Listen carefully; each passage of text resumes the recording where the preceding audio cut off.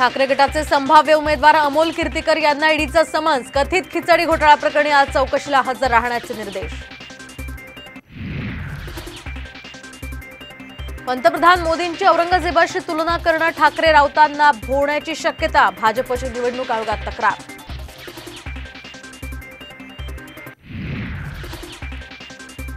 पहिल्या टप्प्यातील निवडणुकांमधील उमेदवारी अर्ज दाखल करण्याचा आज शेवटचा दिवस। महायुतीचे नितीन गडकरी, राजू पारवेंसह काँग्रेसच्या रश्मी बर्वे या उमेदवारी अर्ज दाखल करणार।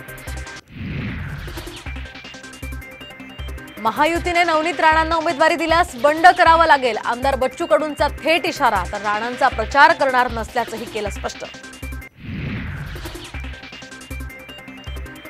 महायुती महाविकास आघाडीचे पहिले आप परस्परांच्या हालचालींवर लक्ष। तर जागा वाटप रखडल्यामुळे उमेदवारी आता लांबणीवर। वंचितला 6 जागा द्या, काँग्रेसनं महाविकास आघाडीला प्रस्ताव दिल्याची माहिती। तर 6 पैकी 2 जागा काँग्रेसमधून, तर इतर 4 जागा ठाकरे आणि शरद पवार यांनी द्याव्यात, काँग्रेसची मागणी। शरद पवार गटाची आज बैठकीनंतर उमेदवारांची यादी जाहीर होणार।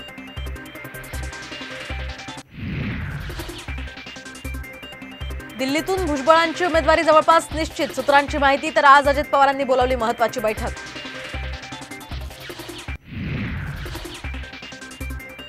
महाराष्ट्राचे माजी राज्यपाल भगतसिंह कोश्यारी नव्या वादात। पुतण्याच्या रिसॉर्टसाठी शिक्षण संस्थेच्या नावाखाली अनंत अंबानींकडून 15 कोटी देणगी घेतल्याचं निनावी पत्र।